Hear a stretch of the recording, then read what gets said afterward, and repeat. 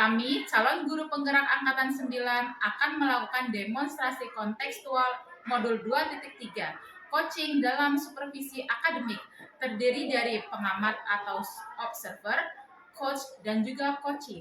Bersama saya, Cici Nopeni dari SDN Neglasari 1. Saya Nita Nitya dari SDN Batu Ceper 1. Saya Ika Nurul Huda dari SMP 14 Tangerang. Selamat menyaksikan. Assalamualaikum warahmatullahi wabarakatuh, Ibu Cici. Waalaikumsalam warahmatullahi wabarakatuh, Ibu. Apa kabarnya Ibu Cici hari ini? Alhamdulillah, Bu, sehat. Bagaimana dengan Ibu? Alhamdulillah sehat selalu kita ya, Bu Cici ya. Alhamdulillah, Bu. Baik, sebelumnya Bu Cici, Ibu sebelum melakukan coaching, saya akan mengajukan beberapa pertanyaan, boleh? Boleh, Bu, silahkan, Bu. Tapi pertama-tama kita harus diskusi dulu nih, Bu Cici, tentang rubrik penilaian kita kali ini ya, Bu ya. Selama melakukan coaching hari ini, saya akan melakukan beberapa penilaian, baik Ibu sebagai coach maupun nanti coaching yang akan saya lihat ya, tentang rubrik penilaian. Yang pertama, apakah coaching yang Ibu berikan sudah sesuai dengan Tirta? Kemudian yang kedua, bagaimana sih Ibu memberikan penilaian yang berbobot yang mengarahkan coaching pada solusi, dan bagaimana coaching tersebut merespon atau menanggapi pertanyaan dari coachnya. Baik, Bu. Oke, jadi jangan lupa ya Bu Cici untuk memperhatikan prinsip-prinsip coaching. Yang pertama itu tentang kemitraan, kemudian proses kreatifnya, memaksimalkan potensi. Oke, baik, sekarang kita mulai saja ya pertanyaannya Bu Cici ya. Yang pertama, kompetensi apa sih Ibu yang ingin Ibu kembangkan dalam proses coaching kali ini? Kompetensi yang ingin saya kembangkan yaitu present ya, Bu, hadir. Jadi ketika saya menjadi coach, saya itu ingin hadir sepenuhnya. Kemudian mendengarkan dengan baik. Apa yang menjadi permasalahan coach saya itu saya ingin mendengarkan dengan baik. Kemudian saya ingin memberikan pertanyaan berbobot, Bu, supaya bisa menggali kompetensi-kompetensi yang dimiliki oleh coach saya, seperti itu. Baik, selanjutnya Bu Cici ya, kompetensi yang mana yang mungkin Ibu ingin kembangkan saat berkonversasi tadi? Yang lebih ingin saya tekankan yaitu tentang mendengarkan ya, Bu ya. Karena dengan mendengarkan itu saya bisa memberikan pertanyaan-pertanyaan berbobot supaya apa yang menjadi kompetensi oleh si coach ini bisa saya kembangkan, bisa saya gali. Kalau misalkan kompetensi ini sudah dapat dikembangkan, jadi kan nanti insya Allah bisa membimbing coach ini untuk menyelesaikan masalah dan tantangannya, seperti itu, Bu. Oke, baik. Yang terakhir Ibu Cici, indikator tercapaian yang bagaimana yang ingin Ibu kembangkan pada coaching kali ini? Indikatornya itu ketika coach yang saya coaching itu dia mampu menyelesaikan masalah yang ia hadapi, dia mampu menghadapi tantangannya sesuai dengan kemampuan yang ia miliki sendiri itu. Oke, baik, saya kira cukup ya Bu Cici untuk sesi kali ini. Silakan melakukan coaching pada coaching dengan Ibu coaching. Semoga sukses selalu Bu Cici. Terima kasih, Ibu. Saya permisi dulu ya, Bu.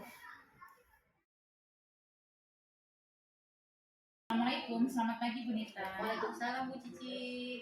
Apa kabarnya hari ini Bu Nita? Alhamdulillah kabarnya sangat baik. Bagaimana Ibu? Alhamdulillah sehat. Baik, mari kita langsung saja ke sesi tanya jawabnya ya Bu Nita ya. Sebelum kita mulai, bagaimana perasaan Bu Nita hari ini? Alhamdulillah perasaan saya hari ini sangat senang sekali kita bisa bertemu di sini untuk coaching Bu. Jadi mudah-mudahan diskusi kita ini dalam berjalan dengan baik. Kira-kira ada hal khusus yang ingin Ibu diskusikan atau fokuskan? Kita mulai. Bagaimana perasaan Ibu Nita menjelang sesi coaching ini? Adakah hal khusus yang ingin Ibu diskusikan atau fokuskan? Iya Bu, sebelumnya saya ini masih ada ganjal masa pekerjaan Bu. Ada tantangan di pekerjaan sehingga saya harus mencari solusi lebih efektif. Benar sekali. Ada kalanya kita menghadapi masalah dalam pekerjaan. Oleh sebab itu, jika kita menemui masalah ataupun hambatan, memang sebaiknya harus kita segera selesaikan ya Bu Nita ya. Supaya kita bisa menyelesaikannya, kita harus mencari solusinya. Oleh sebab itu, mari kita cari solusinya bersama-sama Bu Nita. Langsung tanya jawab saja ya. Apa tujuan yang ingin Bu Nita capai dari sesi coaching ini? Saya ingin mencari solusi, Bu. Bagaimana caranya melakukan pembelajaran berdiferensiasi dengan baik dan benar, Bu. Menurut Bu Nita, tingkat keberhasilan Bu Nita itu dapat diukur dengan apa? Ukuran keberhasilannya ketika saya bisa menerapkan pembelajaran berdiferensi dengan benar sesuai alur pembelajaran berdiferensiasi, Bu. Oke, sekarang mari kita masuk ke tahap identifikasinya ya. Apa yang membuat Ibu Nita merasa memiliki tantangan saat menerapkan pembelajaran berdiferensiasi? Ibu, saya sudah belajar tentang pembelajaran berdiferensiasi. Saya sadar sekali bahwasannya pembelajaran berdiferensiasi itu sangat banyak manfaatnya karena sangat berpihak pada murid. Saya tapinya menemukan beberapa tantangan untuk penerapannya, Bu. Coba Ibu ceritakan lebih lanjut bagaimana dan apa yang membuat Ibu merasa kesulitan dalam menerapkan pembelajaran berdiferensiasi. Contohnya seperti ini, Bu. Saya tidak memiliki waktu yang cukup untuk menyiapkan bahan ajar yang beraneka. Saya juga tidak memiliki cukup waktu untuk fokus pada setiap siswa secara individual, dan saya sepertinya memerlukan dukungan dari pihak sekolah, Bu, untuk penyediaan lingkungan belajar dan akses internet yang memadai. Bisa saya bayangkan, pasti Ibu banyak memutar otak dalam penerapannya. Sedangkan Ibu harus tetap mengajar materi pelajaran. Bagaimana Ibu menghadapi situasi tersebut? Ibu membimbing saya dengan pertanyaan-pertanyaan yang membuat saya merenung, Bu. Membuka ruang bagi saya untuk menyusun pemahaman yang lebih mendalam mengenai tantangan yang saya hadapi. Saya merasa didengar dan didukung, Bu. Banyak hal yang saya ingin pikirkan, ide-ide yang muncul di kepala saya setelah menemukan kendala, sehingga saya ingin menemukan solusi pemecahan. Baik, kita cari bersama-sama ya bagaimana cara solusi untuk mengatasi hambatan ini. Baik, Bu. Apakah hal lain yang ingin kamu tambahkan? Saya ingin mewujudkan pembelajaran berdiferensiasi yang berpihak pada murid, Bu. Karena murid adalah tujuan utama seorang guru. Pembelajaran berdiferensiasi juga dapat menciptakan lingkungan belajar yang menyenangkan. Oleh karena itu, saya ingin menerapkannya pada murid saya, Bu. Ya, sebenarnya dari identifikasi masalah yang sudah kita bicarakan tadi, Bu Rita sudah tahu ya seperti apa kira-kira nanti rencana aksi yang akan Ibu lakukan. Nah, sekarang kita akan merancang rencana aksi. Apa rencana Ibu dalam mencapai tujuan yang Ibu inginkan tadi di awal yang Ibu sebutkan? Baik, saya sudah menerapkan metode pembelajaran berdiferensiasi, yaitu berdiferensiasi pada konten, produk, dan proses, juga lingkungan belajar. Saya juga sudah memetakan gaya belajar siswa berdasarkan minatnya. Tapi saya masih merasa belum berjalan dengan baik, Bu. Oleh karena itu, saya ingin berencana mengadakan kolaborasi dengan teman sejawat, juga akan mencari informasi lebih lanjut, Bu, tentang pembelajaran diferensiasi ini. Terakhir, saya juga ingin belajar membuat aneka bahan ajar yang bervariasi. Sebenarnya semuanya sudah dilakukan ya sama Bu Nita, apa-apa yang akan bagus sekali Bu Nita, semua rencana yang sudah Ibu Nita paparkan itu sangat rinci, sangat lengkap. Tapi dari semua rencana-rencana itu, apa yang menjadi prioritas oleh Bu Nita?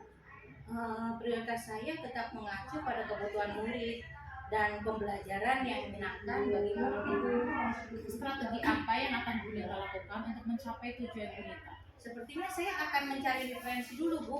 Misalnya dengan bertanya, berkolaborasi dengan rekan sejawat, lalu kepala sekolah, lalu mencari dukungan dan mengikuti akun-akun guru kreatif, Bu, dan mencari referensi juga di PNN.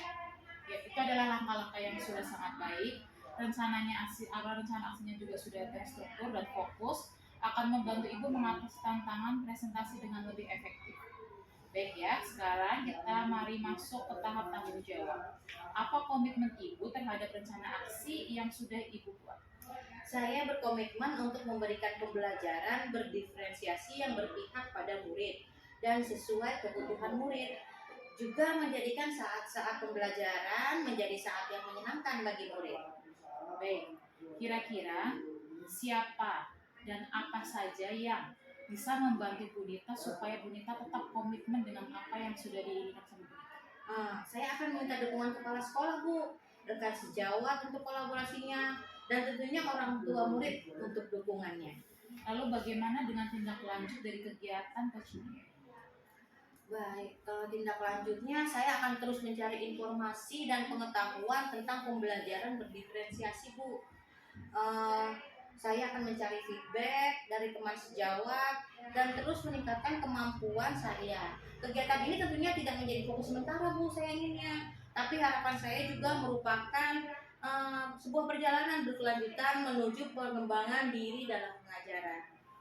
Baik, saya rasa coaching kita kali ini cukup ya Bu Nita ya. Kita akan lihat untuk pelaksanaan nanti Bu Nita, baru kemudian jika nanti semoga saja sih masalah yang kita coachingan hari ini nanti terselesaikan. Kalau kemudian nanti kita akan kembali coaching lagi ya sekitar 2 minggu lagi ya, supaya untuk melihat merefleksi seperti apa, sejauh mana tingkat keberhasilan Bu Nita. Semoga semuanya baik sehingga murid-murid kita, anak-anak kita bisa belajar dengan baik dan Bu Nita juga dapat bekerja dengan nyaman.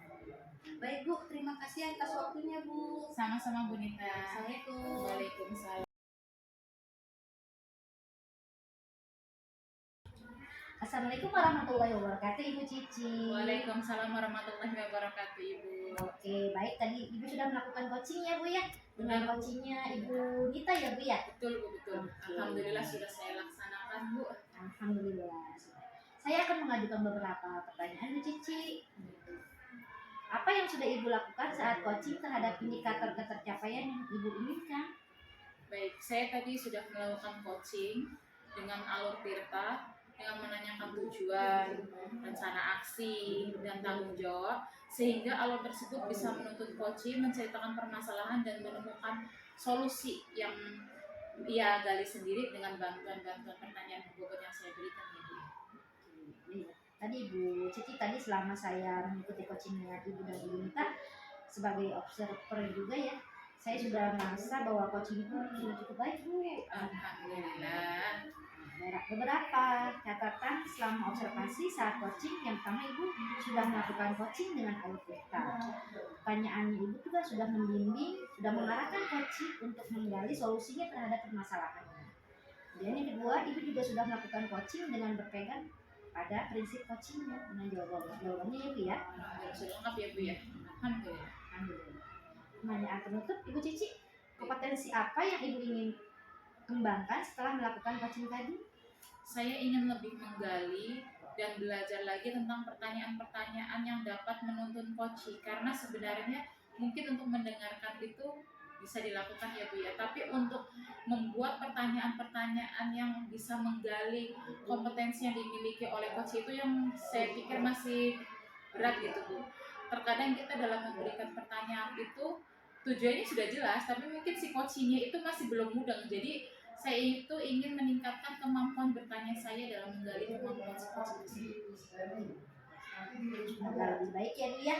Amin ya. Baik Ibu, saya rasa observasi kita hari ini sudah selesai. Selamat beraktivitas kembali Ibu Cici, dan semoga sukses ke depannya. Sehat Terima selalu. kasih, Bu. Assalamualaikum warahmatullahi wabarakatuh. Waalaikumsalam warahmatullahi wabarakatuh. Terima kasih sudah menyaksikan video kami. Kami ucapkan wassalamualaikum warahmatullahi wabarakatuh.